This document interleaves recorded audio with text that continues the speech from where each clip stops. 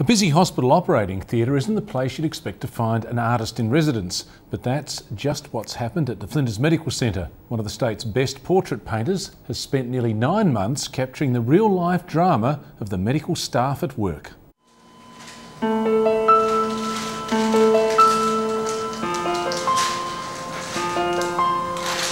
I thought, now here is a challenge, and I'm up for it.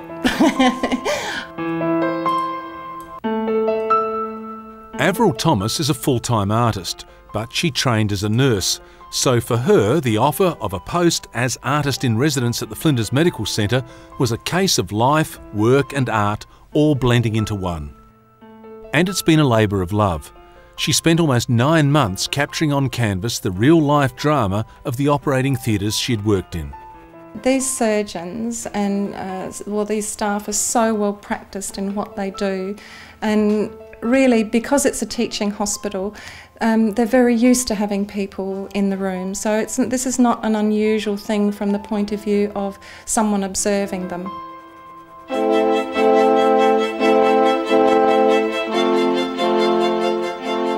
She worked in the operating theatres at Flinders and in her studio just a couple of kilometres away in Blackwood, travelling back and forth day and night to create 42 medical masterpieces that now grace a gallery at the hospital. I went into marathon mode to really do it. 19 hours a day, 7 days a week, until the project was finished. So it's been all-consuming. The first time I saw the finished product, it was as though there was a mirror there. Avril Thomas's eye-catching artwork first appeared on Stateline 5 years ago when she entered the Archibald Prize with a portrait of Frogman Professor Mike Tyler. Although it didn't win, she soon had enough commissioned work to finally go professional and give up her 30-year career as a nurse. And so this exhibition, in a way, is her salute to the nurses and doctors she's worked with over the years. What I know about being a nurse is that if you work on the wards, you do get thank yous from the patients. In theatre, your patients are under anaesthetic. You don't get that feedback from your patients. And I thought, well, what a great way to be a thank you or a tribute to these guys, because they don't get this. He's just waking up out of an anaesthetic. And everyone's really focused. One of the most poignant pictures is of the moment a child is about to awake after a major operation, and the nurse, who's been captured holding the child's hand, is clearly moved by the portrayal. Yeah, I think she's just done a fantastic job.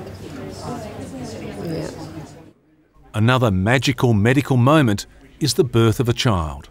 It was a nice, simple birth, as it should have been, and just memorable from the point of view that we were being photographed. And what will happen to the painting?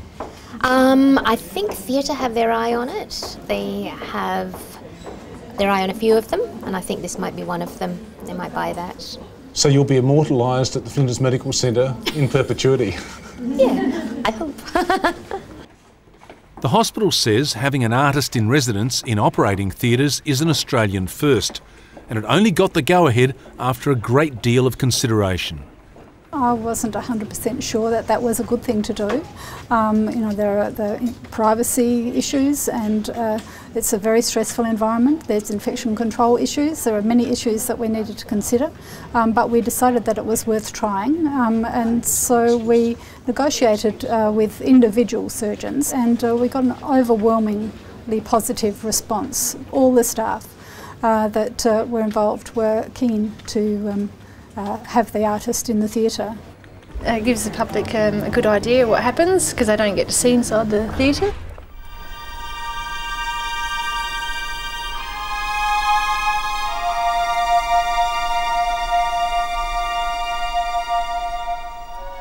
Flinders Medical Centre set up an Arts in Health program and turned its corridors into art galleries 13 years ago.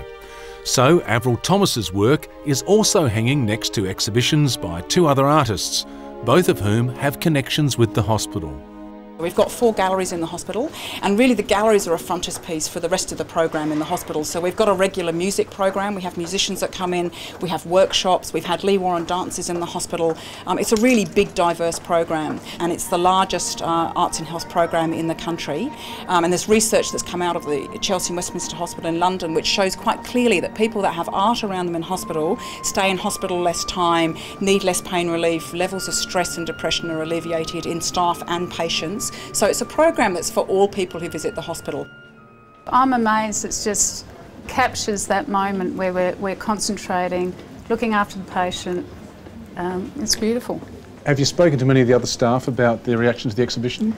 They're all of the same opinion, where we do this every day and we never get to stop to capture this, and just to see it frozen like that's beautiful.